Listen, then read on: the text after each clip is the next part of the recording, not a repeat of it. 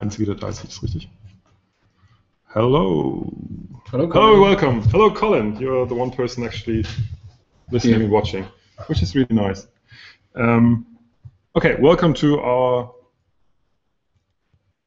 It's not on the page here. Whatever number of Shadowrun Q&A we usually do. Thank you for joining us, Colin. Probably everybody's watching games. It's 0-0 in France. No, in Switzerland versus Argentina. If anything happens, please let us know. And a couple of announcements for those watching us live, and also for those not watching us live later on YouTube.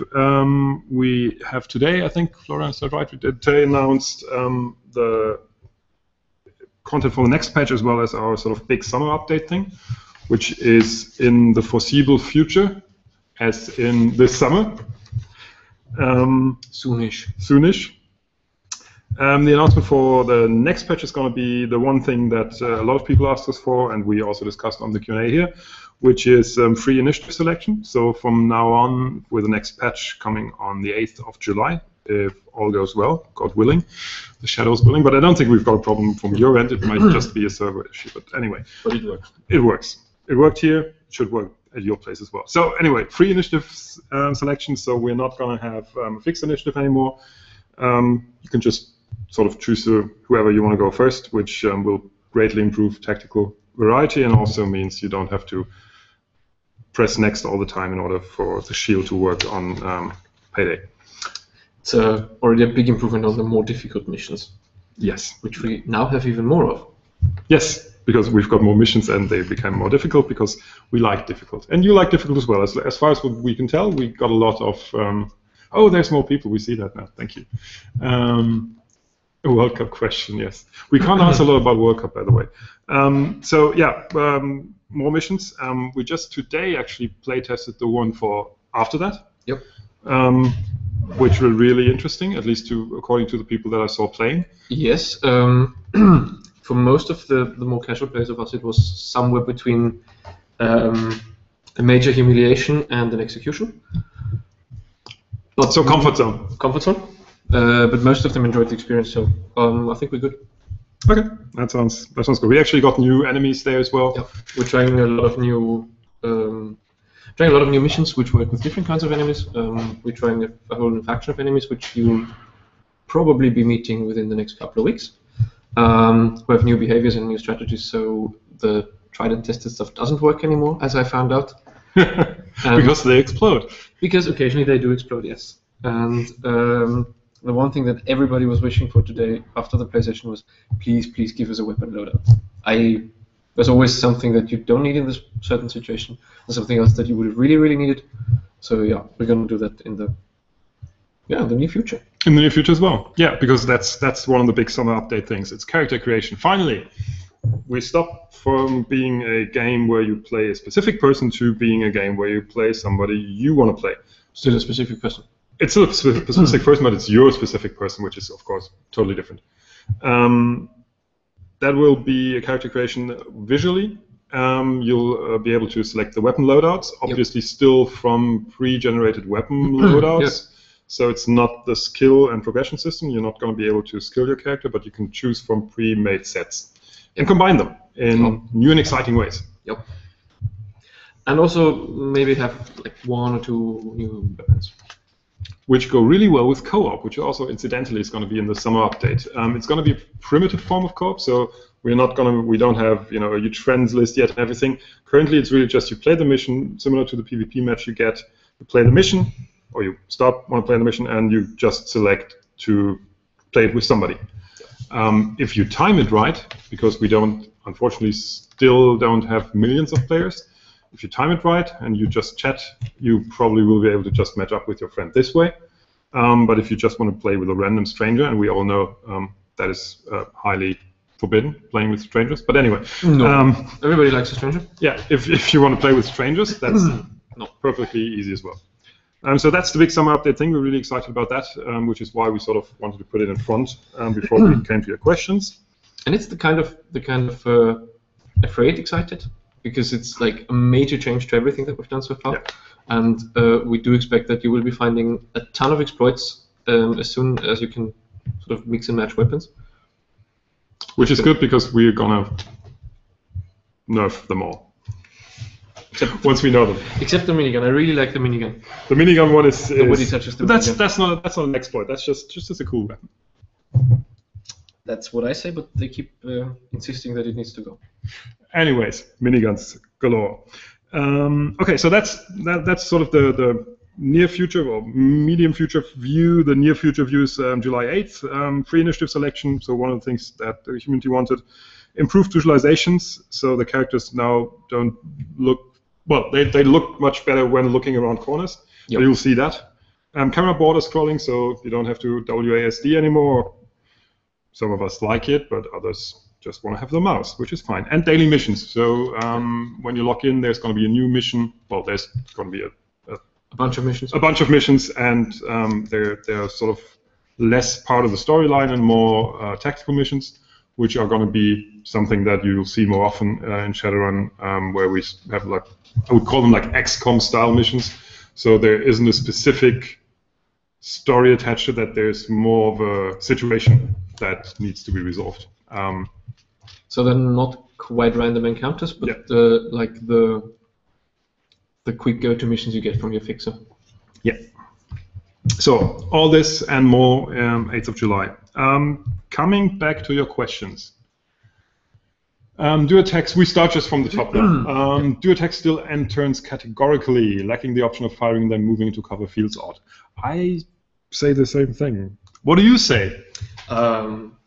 Yes and no. We still have skills that end your turn, but we also have more of them now that allow you to do something afterwards, which, especially on the new maps that we've been trying out, is quite fun in some situations. But in general, it's not going to be the rule. Yeah, so currently it's just specific skills that allow you to do extra stuff, which is differentiation between probably more of the sort of heavy damage, heavy weapon skills and the more lighter weapons. This is one way we can differentiate them. I wouldn't say we've closed the lid on the whole question because it's pertinent and we still come back to it from time to time, but that's what it is for now. Well said. And the foreseeable future. And the foreseeable future. Okay, any more questions? We have two from last time, which we didn't have time for. Okay. The first one was, will there be critters as well, or will we be focusing on fighting runners and guards or other runners? Yeah, no. Not until launch. Let's be honest. Yeah, we're not going to have four-legged creatures. We will have drones and stuff like that. But yeah, no animal-style monsters. We do want them. We do want them for when we got the other stuff done. And the other stuff mainly being this huge bunch of playable characters that you have in Shadowrun, because not only are people in the Shadowrun universe content with being male or female, there's 5 meta types that we try to get in for launch, which means naturally a ton of animation effort and content effort for every item and every weapon that we do. So, and for basically the decision, because it comes down to that. It's not like the critters are, as long as they're not abnormally huge, they're not much of a technical issue. It's really just, do we want to have a spider, which we can use as an enemy sometimes, or do we want to have a troll we can use as a player character and as an enemy? Yeah. And then we came down on the side of having more player characters or more playable races. We did have a vote of spiders moving like people, but yeah, doesn't do the same thing for me. It's just, you know, that one. Two-legged spiders. Yeah. I would have. No. Oh, Okay. There was another one. a UI. That's my most liked one. Is the UI going to be abnormously large? I just sort of paraphrased from the question, which was put more politely. We've just got big, huge buttons because it's a tablet game. No, we have big, huge buttons because we omitted to be able to automatically resize them with just sort of a function that we need to add, which we have in our other game, Arena. So you can see that, you know, technically we're able to do it. We just haven't done it yet. That being said, we are redoing the interface, I wouldn't say continually, but regularly. We're looking at it again, and we're finding new ways to present stuff, which means resizing the buttons now doesn't really make sense because we're going to have all new buttons fairly soon. Cooler buttons. Yeah, much cooler buttons, and we are going for more of a, let's say, lightweight UI, which first tries to create the image of actually having an AR sort of experience. So you have something, you have less of a button pushing UI and more of a, oh, I can touch that screen thing, which is the future, I'm told. So yeah, that's going to change, but this button size is something that in the very end will basically automatically scale to a degree, so it'll not be as large on the PC, relatively speaking, as it will be on tablets. Yep. And that's pretty much the answer for a lot of the questions that we've been getting. Most of the stuff that isn't in now or doesn't work now, it's not because we maliciously chose to omit it, but there's just a many page long list of things that we didn't get to yet. So yeah. Any more questions? What's the status of regrowing essence debate? Oops. Ooh. Whoa, there it's gone. Asking that for someone else. That's okay. We don't judge. We don't know yet. Essence is going to exist. We're going to have it as a limiter in the sense of when you put cyberware in, your essence is going to go down, right? I think the question is more whether you can actually permanently damage your essence by some kind of wrong choice. And no, we're not going to do that because we don't want anybody to force to re-roll your character. Yeah. And in a game, the decision to try some cyberware is usually less of a hassle than in a pen and paper game, because there you talk about it a lot, you think about it a lot, and then it's like a very conscious decision to put something in. Whereas in the game, maybe you just want to try it out and slot it in, and then your essence is gone and your magic is basically damaged forever. We obviously don't want to do that. Yeah, we don't want to put you in a point of no return. Yeah. So while we not may regrow it in that sense, because there is no permanent. I don't think we currently have a permanent essence burn, as far as I can tell. I don't think there's anything coming in that direction. And there's also no point to it because we don't want you to sort of completely redo and reroll your character just because of one bad choice. And we actually do want you to have the option to try out a couple of things, which in pen and paper usually you just do in your sort of character sheet, and you try out a couple of things and you play through them and see how it works for you. But if we lock it in a game, then basically actually even in my pen and paper, in my pen and paper group we started allowing people to change their build points until there's sort of a lockdown, because it's just hard to understand, especially for new players. It's really hard to understand all the consequences of their choices at the point they make them. So when they find out that, I don't know, climbing actually has any use or doesn't have any use, as in our case, then they all go, because they came from a fantasy role-playing game, they all go, oh no, climbing, we need that because we have to go up the castle walls. And now they find out, no, they don't. There's elevators for that.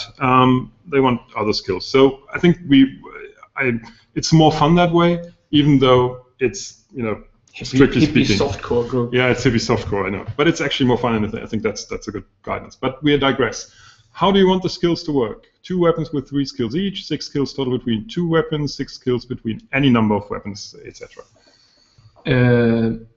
What? I think it's the question. The question is which of the ones. Hey RC, by the way. Which of the ones? What's the combination?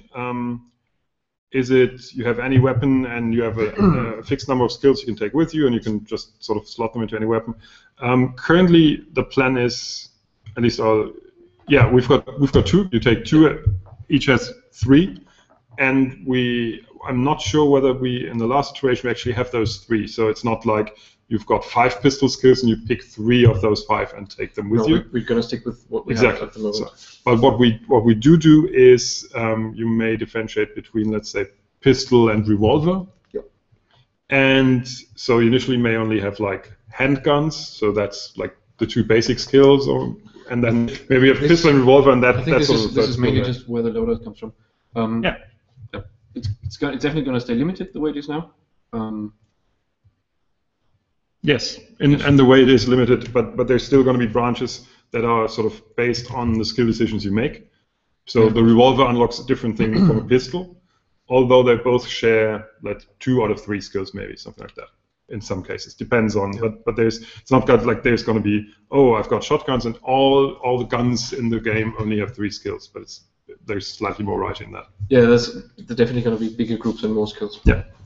RC asked whether there will be cranial bombs. Of course. Yes, Awesome. there will, but not for you. Retouching the issue of exploding people. We do like exploding people, but we don't really like exploding players. Yeah, that's true. For very obvious reasons. Yeah. Okay, there was another one. Oh, player-created content and map mission designer tools. No. We've touched on this subject. I'm really sorry for that because we do like them, but we don't like all the issues with having people mess with the server, doing their own missions there. That's just too much for early on. Neverwinter Nights has that. We envy them, but they have like tons of money. That being said, we do allow our players to actually alter the course of the whole history and of the world. So what we will do is, instead of a number of players actually creating little missions with a mission editor, which Shadowrun Returns does beautifully, and there you can actually tell your stories. What we'll do is we'll make you part of the action in terms of what your characters do in the world, and that in turn will influence which new missions will come up. So whilst you may not have a direct influence in the sense of being able to create missions with an editor, your players definitely have an influence in how the world will run. And the main reason is not because we hate player-created content. We love player-created. That's the cheapest thing you can get in terms of content. That's sort of, for game designers, that's the wonderfully unending flow of new content that you don't have to pay for and that people strive to make really great. It's the best thing. It's just so damn expensive to do an editor that works on a server and has all the other stuff. Mostly this, because it is online. It does have to run on the server. The server has to know, check, and do everything basically, and stuff that you don't mind about on a client, because you can, if you play a single player game, you can hack it as far as you want. But with the server, it's just so much more difficult. So yeah, sorry about that. Have you begun work on social hubs, and how are they coming along? Do you think there will be emotes? Please tell us about your vision for the VIP areas. That one's yours. We recently had a session about what we'll be able to get in, and we may not get that in on launch. The basic idea, the initial idea was we do sort of traditional hubs, but those are limited in terms of capacity, so you can only have like 50 people in a hub or something like that, which kind of defeats the purpose if you want to play with your friends or if you want to show off, and especially if there's VIP areas. That's easier, but you need to get into them. And from this follows that we need a server population being able to switch between servers or between the hubs. Whole Pandora's box. Suffice it to say, Game first, and then we do that. That being said, emotes, we haven't talked about emotes yet. I think it makes sense in terms of communication. We don't have, I mean, we do use them, or a similar system in our chat, which is basically sort of an emote or a pre-generated chat message even. So sometimes you don't want to do an emote in the sense of an animated song and dance, which is nice, but doesn't, in sort of the view we have, isn't as effective as in a full third person. But what we do want to, or I think what we need to do is, especially for co-op, allow you to give instructions. So like, I take the one on the left, you take the one on the right, something like that, where you can actually use it as a communication tool without having to type it all the time. So I think more things like these instead of little dancey and jumpy moves. Will cyber bio stuff affect Magic, and if so, do you have any plans yet how it will? And I think the one below is... Oh, there's no one. Okay. Let's follow up to the Essence question. Oh yeah, okay. First to follow up, okay. It sounds like you'll be using Essence for a sort of augmentation capacity that inversely, but not permanently, affects a character's magic resonance, if any. Will there be a BioWare cyberware divide, or will there be all rolled together as augmentations? Currently, we just plan to add them as augmentations. The rules book in the basic edition, correct me if I'm wrong, but as far as I remember, most of the BioWare is just really Essence cheap cyberware that's integrated in a very elegant way, but in the end it comes out as can do the same thing as something mechanical or technical, but with less Essence cost. Yeah. And we are probably going to go that sort of easy route as well, because for the player it really doesn't make much of a difference. We don't have a way to make it feel different. So this is the main reason, is because the impact of augmentations on the gameplay is not a major one at the time. So there's not much point to have this differentiation, which in pen and paper, of course, gives you a couple of more options to just to sort of customize and play with the character build. But for us, pretty much boils down to this sort of same basic amount of things that it will enable you to do. So right now, there's really no reason to differentiate them. Yeah. This one is for you. Yeah, seems so. Florian. Will your new community manager, social media magician, thank you, That will be him. compile a list of questions asked and answered in the Q&A sessions and time index the corresponding answers? Well, it's been on my list for quite a long time, but as you can see, I haven't started yet. That is because there are a lot of things right now I have to do, but I will get up to it. I promise. Really? Be careful what you promise, young man. You are an ambitious man. Yeah, I'm ambitious, but I try my best. Okay. Okay. As long as I don't have to If type your you answers. actually do that the next time around, you'll have to have a pointy hat, because you're then really a magician. Okay. By the way, one thing, Liz, if you're watching that, we want to give you our best. For those that don't know it, Liz, or aka Mercurinia, is going to have our first company baby, hopefully soon and hopefully safe. So she's on maternity leave, and our hearts and minds go out to her, of course. I wanted to say that, but I just forgot it in the beginning. Sorry. And thanks for the tea. You got tea? I got tea. It's lovely. I got honey. It's like proper tea. Oh, you get special stuff, and no. I'm just the manager. You know, why should I get things? Sure. That's true, of course. Oh, life's unfair. Okay. Anything else? Anything new? Didn't we have something up the list? This cyberware, bioware. There was another follow-up on the previous question.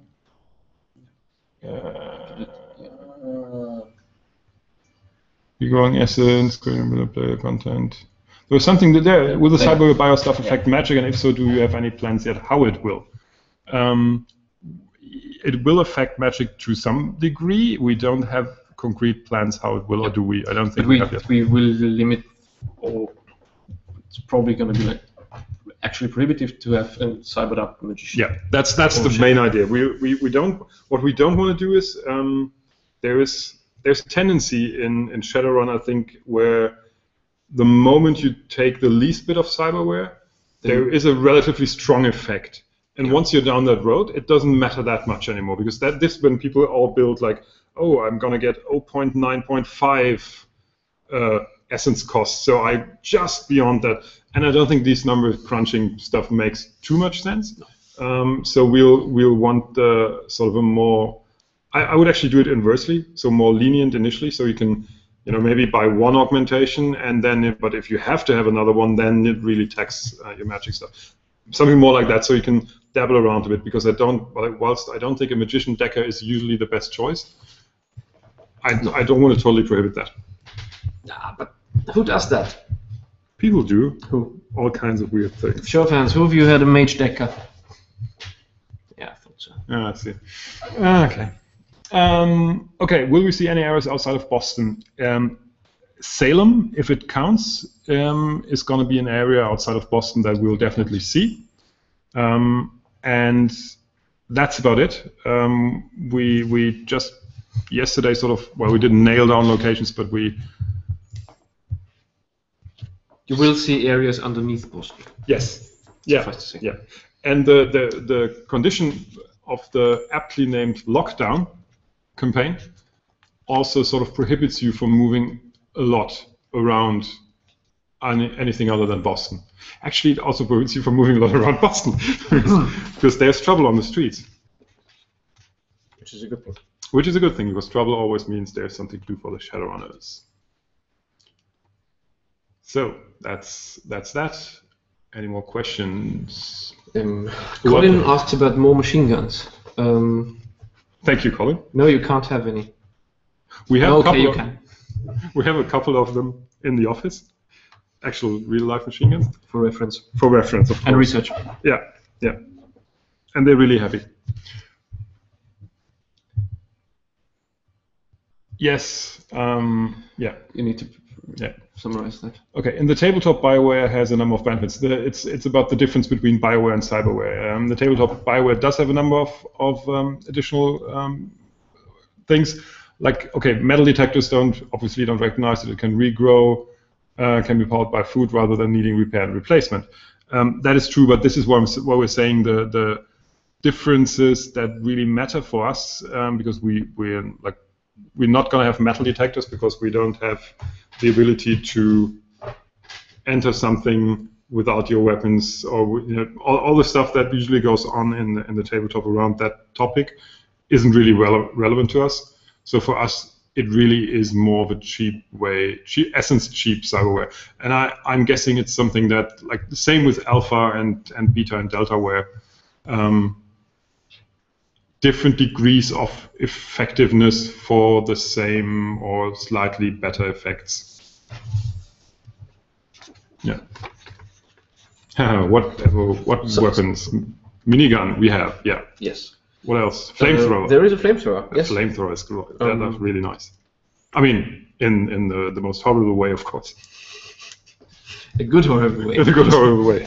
Minigun is really fun because with that we've added suppressing fire, so you can actually prohibit your enemies from moving about so much, which is really good fun, especially on the new maps. The flamethrower we're still kind of on the fence about. It's fun because it's a flamethrower. It's visual fun. I mean, it's an area of effect, so it's not like not spectacularly different from. I think we haven't really found the sweet spot for it yet, apart from setting things on fire. I retract it. Setting things on fire. It's definitely visual fun. And honestly, it's kind of a shotgun. Like functionally, it's kind of a shotgun with. Yeah, right now it is, but we're not happy with that. Yeah. It still needs to be more burny. Yeah, I think that we need to come up with damage flavors on that one. But anyway, so yeah, these two are in.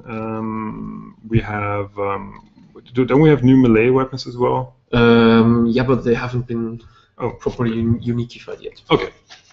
So yes, new toys. We'll hope you like.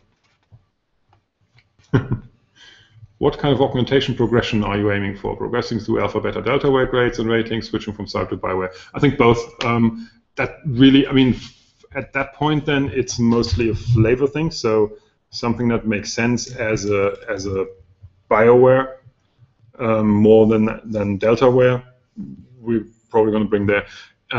Again, a lot of the stuff, I don't know, specific digestive systems. Really not that much. Not that much of an issue for our game because you don't really eat a lot. A lot of the visual and audio augmentations that play a huge part, I think, at least in our campaign, play a huge part for Shadowrun, which basically usually mean they just sort of cyber up with anything they can get, so they can have infrared vision, night vision, ultrasound, laser, whatever, microphone. That just ends up with everybody being able to see everything. So for us, since we're not artificially limiting your vision, that's a whole bunch of cyberware again that we're not going to make heavy use of, and if we do it, then it's more like I don't know, you get a plus on aiming or something like that, higher chance to hit or something. That's so we have a more limited. Honestly, we have a more limited approach to what cyberware is useful, which also means that the progression of cyberware won't add too many new uses, but it's going to be better versions of the initial one. Mostly. That being said, we're sort of alongside doing more content in the future. We usually also do more weapons and more, not skills, but sort of effect features. Things to do. Things to set on fire. Yes. So I mean, there might be BioWare augmentations, and I'm just really completely talking imaginative here. There might be things like you've got a BioWare that helps you regenerate faster. That could be something where you just heal a couple of hit points. Yeah, no, I see. I'm just trying to find an example where there is something that we may do in the future where Bioware makes more sense than cyberware. But yeah. Anyway, what he said. There was a question whether we were going to do more videos of the office or the trade shows that we go to.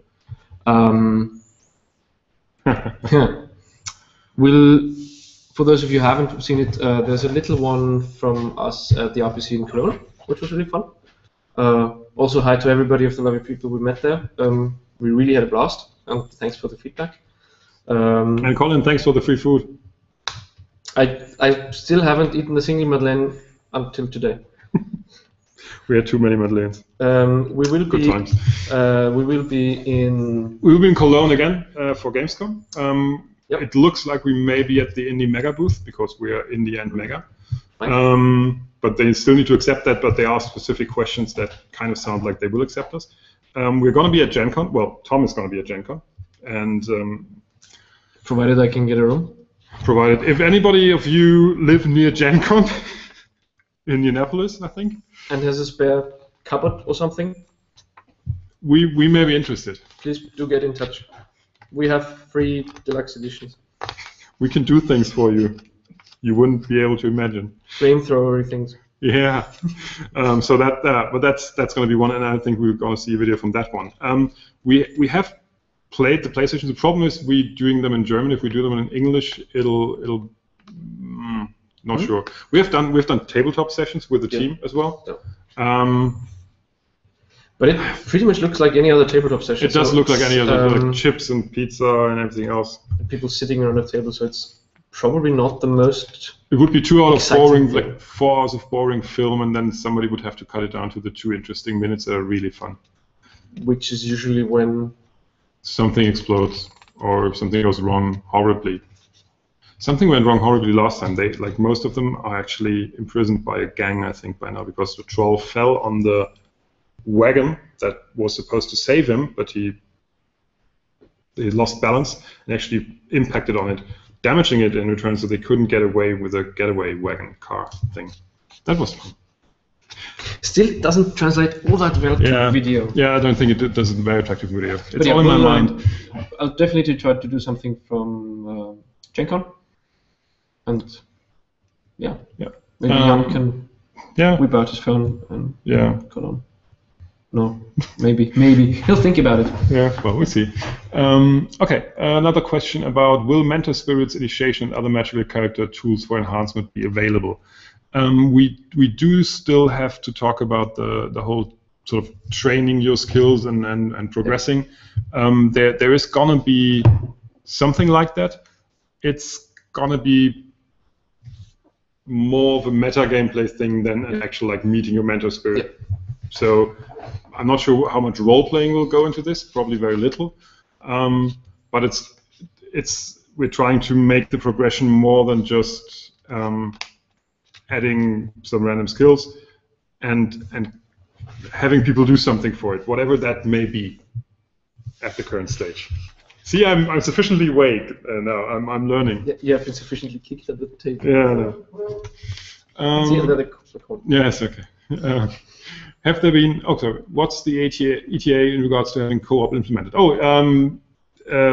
as we mentioned at the beginning, actually co-op's going to be in the update after the next one. So there's a July 8th update, and after that one we'll have a co-op, at least the first level co-op, which is going to be sort of a primitive one, because it's just you start a mission, you randomly match, which means you need to meet up in chat and make sure that you both start at the same time. So you'll be very likely to find a match, or the person that you want to match.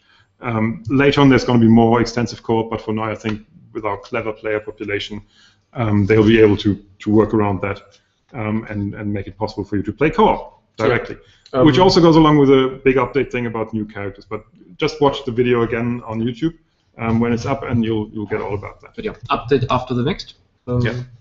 And we will try to keep to the usual schedule-ish. Yeah. Yeah. So fairly soon in terms. Fairly soon, actually. Yeah. Like almost done. Yeah. Like don't jinx it. Like stop. It feels like we're already. Stop. La, la, la, la, la, la, la, la, Have there been any changes to how Astral will work from the Kickstarter? Yes. We were more ambitious with the whole view thing. It turns out a lot of the views aren't really as useful as or as fun as we thought. Well, we all loved the idea and we played around with it a lot and had a lot of thought about it.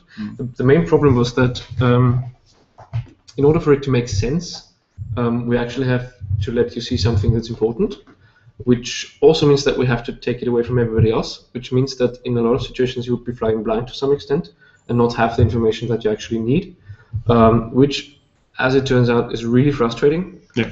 So and it leads to the automatic holy trinity of always have a mage, always have a decker, because these guys can see stuff other guys can't, and always have a street samurai. And all of a sudden, all your character choices are just gone down the drain because you need to have these 3 people in, otherwise you're not at your best. And there's very little trade-off in a positive way for not being able to see stuff. It's a bit like the problem with the Dungeons and Dragons rogues. You do need them because there are pesky locks around everywhere. But other than that, they are kind of a nuisance, and they always nick things and get you in trouble. Yeah. That being said, we are looking at the whole how can I differentiate the mage and the decker more, and that will be something that also goes into that. So maybe not seeing stuff the others can't, but seeing stuff that's specific to the mage or the decker. We're working on that. Will meta magic be implemented, such as centering, masking, and spell shaping? No. The whole idea of the system is to be relatively quick, and you can make choices and put together your character choices, skills, and weapons or items in a good way. And the whole development of meta magic just means that you modify spells to a high degree, and in a primitive way, like I think. Baldur's Gate did it, and Neverwinter Nights did it, where meta magic just sort of degenerates into, you can cast this spell at doing more damage, and then it's 2 level higher, which, it's nice, but it's rarely really used. And as with most things that sound good on paper, but are not going to see a lot of actual mileage in the game, we just try to cut them away. It's complexity that doesn't serve the gameplay. And it emulates the tabletop, but it can't emulate the interesting things that you can do with it in the tabletop. There's my telephone, I'm sorry. I'll just go and kill that. Since we're already running out of time, let's do 2 more. There's a question, it's been previously mentioned that characters can unlock all the skills with enough playtime, and we've mentioned that trying out orcs won't have any lasting effects. So is there any point to making more than 1 character other than power leveling? It's a kind of a mixed one. You've given enough time and energy, you should be able to do pretty much everything except this sort of technology and magic lock that will affect you somewhere. But no, there's if you are really so inclined to make the 1 character to end them all. But I think in terms of time, in time, I would say, because it's getting more difficult, the better your character gets, because you want to have the right weapons and you want to have the right items, and collecting all that and making it sort of optimized for all skills build is going to be hard. So whilst you're investing a lot more into the skills in order to get all of them, you're still losing efficiency because all your items and everything are not going to be... Basically, it's pretty much like the pen and paper. Given enough time and energy, you probably could do it, but it's a really silly idea. Yeah. And in the meantime, you're probably not going to have as much fun as you would with a specialized build. Yeah. So it's we're going to limit it artificially, but it's in the world of, does it make sense? I would say no. You wanna go with specific builds and try them out. One thing that we do have, and which opens another possibility, we're gonna have your friends as henchmen, so you can take them with you even when they're not online, which means theoretically you can also have several accounts and take your own account with you if you're not online. All 3 of you, I'm looking at you. Exploit. But anyway, that's I think more sensible to do is the most sensible thing to do is talk to your friends, see whether your characters can be a good group, and just sort of get them when they're not online, and play with those guys and make them happy as well. Will we get to go on a milk run to Stuffer Shack? You want to hold up a convenience store, really? Well, I suppose we could. We're gonna have Stuffer Shack in. That much I can say because we already have it in there. According to the new plot, it's not going to be a milk run. No. I mean, we haven't had a single milk run in there anyway, so. That's true. We don't even the tutorial is not going to be a milk run. We're just completely, because we all know how it goes. It's like, oh, you've got a gun and a pea shooter and a wet cardboard and you can kill a first level rat. We're not going to do that. If starting, we are going to start you right in the middle of one of the most exciting events, hitting Boston. In the near future, literally hitting Boston in the near future, and you're going to start in the middle there, and you're going to stay in pretty much the middle of that. It's not going to be like a small crime simulator or the petty theft online game. No. Or the Stick Up 2000 online MMO. No, nothing like that. That is a good idea. There's this time you go around holding up gas stations. No. Isn't that what Grand Theft Auto started out as? I don't think it is. Do we have time for one more? How complex would implementing the combat use of environment as offensive weapons be? Okay, example, concrete column falling on enemies or one's team. We haven't even gotten to fully destructible environments yet, which would be the first step in making something like this make sense. Yep. I don't think the example you're giving is more of a physics thing. I mean that almost, because you would have to shoot it from a specific angle and needs to. That's difficult. I think more along the lines of making things explode when you shoot at them, or closing or opening certain areas like that. But it's again, we don't have destructible environment yet, so currently you can't do anything with it anyway. And the first step in destructible environment for us is shoot away the opposition's cover, which is already making environment a tactical alternative, or making a tactical choice, part of the tactical choice, but not use it as an offensive weapon yet. I think what we're worried about is that we'll end up with like 3 useful set pieces, or 2, which basically is something that goes boom. And the other thing is throwing sofas and tables around. That's going to be and again, that's physics. Otherwise, it's just going to look silly. Yeah. Okay. All right. I think we're done. Things for now. falling on people. Ending on a happy note. Thank you for watching. Thank you for watching and being there. There's a number of them. Liz is there as well. Hey, Liz. Hi, Liz. Thanks for the tea.